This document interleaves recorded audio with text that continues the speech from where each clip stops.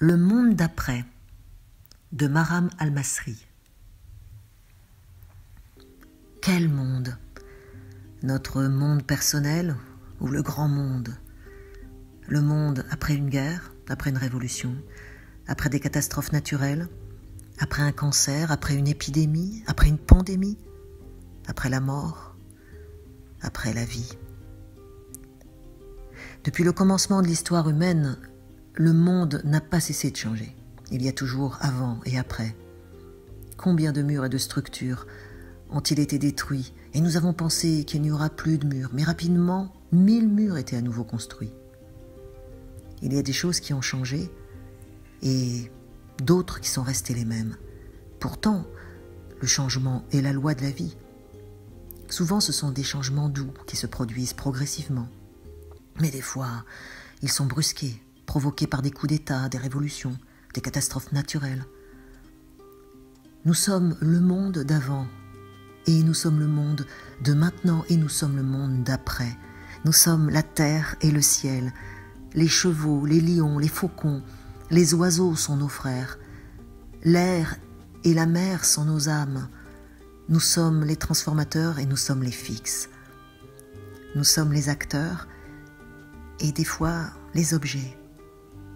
Le monde avec ses vieux vêtements commence à se déshabiller pièce par pièce et à enfiler ses nouveaux habits de prudence, de peur. On ne peut plus prendre les gens dans nos bras ni serrer leurs mains. Le bonjour reste sur les lèvres comme un oiseau qui a perdu ses ailes. Autant de solidarité et d'espoir annonçant un air nouveau. L'espoir est le moteur qui nous permet de nous accrocher aux fragments de bois d'un bateau qui a explosé. Les villes se vident aujourd'hui de leurs habitants, de leurs voitures. Elles se vident des enfants, des écoles, cinémas et théâtres fermés. Elles se vident des touristes.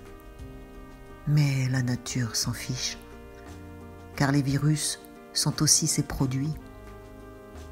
Heureusement, le soleil se lève à chaque aube et le printemps n'a pas raté son arrivée magistrale. L'oiseau et le papillon ont remplacé les bruits des avions et les bruits humains. Le monde est calme. Le silence de l'angoisse plane autour comme un long serpent rapide.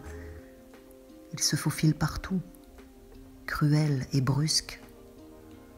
Et la mort attend pour séparer les êtres et éprouver encore et encore combien nous sommes fragiles. Même si nous faisons semblant d'oublier sa présence.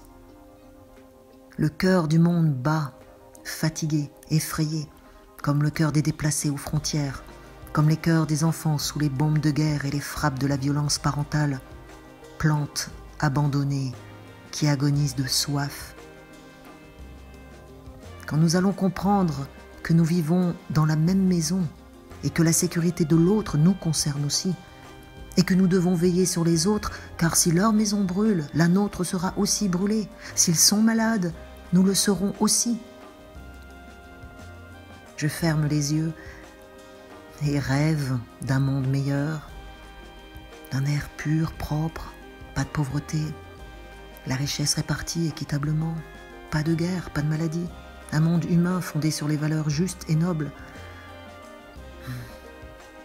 Il va nous falloir réviser l'importance relative des choses et que l'humain soit la plus importante. Il va nous falloir réapprendre à vivre ensemble sur cette terre. En attendant, la poésie nous dit « Sortez de la nuit, rentrez dans le jour, dites oui à la vie. Malgré la tristesse, malgré la maladie, malgré la peur, dites oui à la vie. Malgré la guerre, malgré la destruction, malgré l'injustice, dites oui à la vie. Malgré la trahison, malgré la pauvreté, malgré le confinement, dites oui à la vie.